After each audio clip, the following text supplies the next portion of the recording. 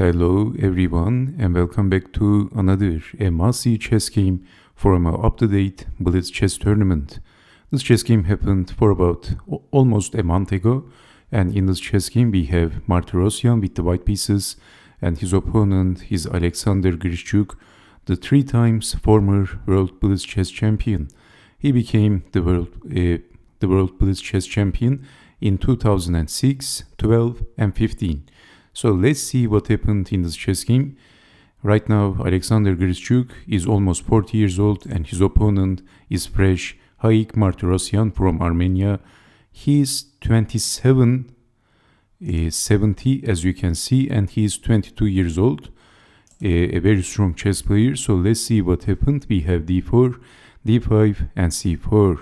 Queen's Gambit declined. Knight to f3, knight to f6, knight to c3 and bishop to b4, bishop to g5, pinning the knight.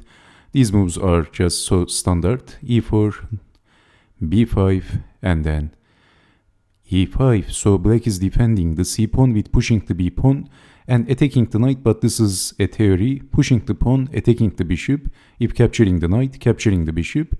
So this is what happened. And then defending the rook, and g pawn is going to fall.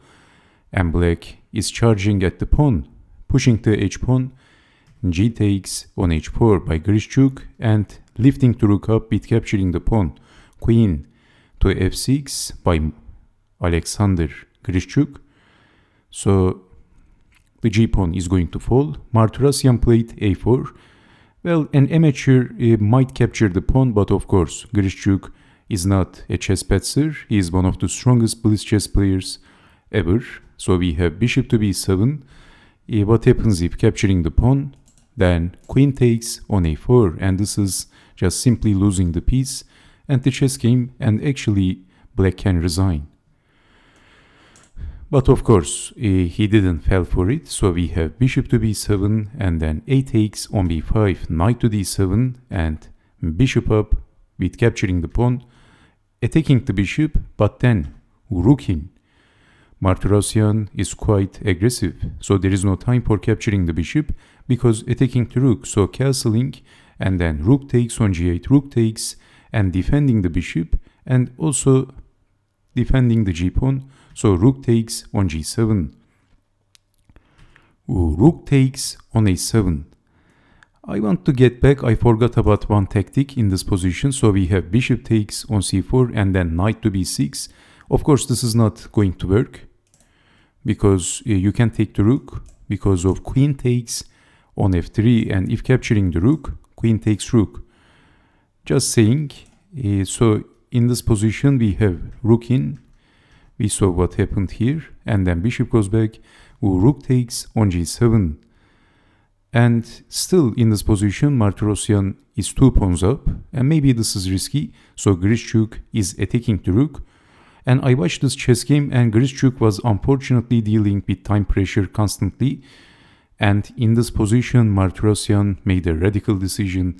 He played this incredible move. Rook takes on b7, boy. Holy cow. What a move. Sacrificing the exchange just like that. King takes on b7. Martirosyan shows no respect to Grischuk's talent, his strength, his chess powers, so he has no respect. He is basically capturing the bishop and sacrificing the exchange. g3, so the bishop can be on g2, king to c8, and knight has a perfect spot. And then, as you can see, this is a natural and a perfect spot. And Grischuk couldn't find a good move. He played king to d7. Well, in this position, I see some moves like queen to a1, knight to e4, so these moves are looking dangerous. So we have king to d7, bishop to g2, another perfect spot. So rook goes back, and Grischuk couldn't find any good move, and he was also dealing with the time pressure, and he was looking a little bit upset. So in this position, let's play a random move. Then we have knight to e5. Knight to e5 is a big threat actually if rook goes down, if something like that.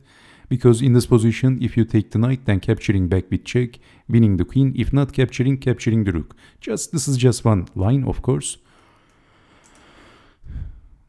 And we have knight to c6, king to d7, and bishop to g2. Rook goes back, as we know. Queen to d3. King goes back. Knight in, forking two pieces. Queen goes down. Queen to e3. And in this position, for the most of the time, actually Grischuk was not losing. But again, time pressure was causing a lot of stress. There was a great deal of strain between these two players at this moment. So we have king to f8. If something like, let's play knight to d5, actually it looks like a good move, but then knight takes on d6, and then bishop takes, queen must take, and queen to a3, and actually white is better, believe it or not. Threatening check. So okay, in this position you might also ask what happens if knight to c4, then simply queen to c3, and this is also pretty strong. But this is also not losing for black. Black must be careful, especially when he is dealing with time pressure.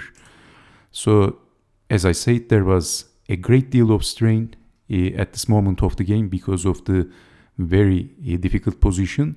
So, king to f8, actually Grischuk couldn't find any good move.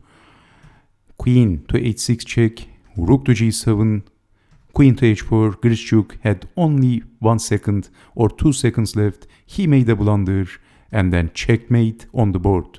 Martirosyan played queen to d8. He checkmated Alexander Grischuk on the board. A pretty rare stuff at grandmaster level chess. Incredible. And Grischuk looked very, very upset. He was so unhappy naturally, and he shook his opponent's hand just in light speed, basically, after getting checkmated. It was amazing. So Grischuk was a fine champion, but it looks like his time is past. So what do you think? I hope you have enjoyed watching this chess game. And I hope to see you next time with more exciting chess games. Take care and bye-bye.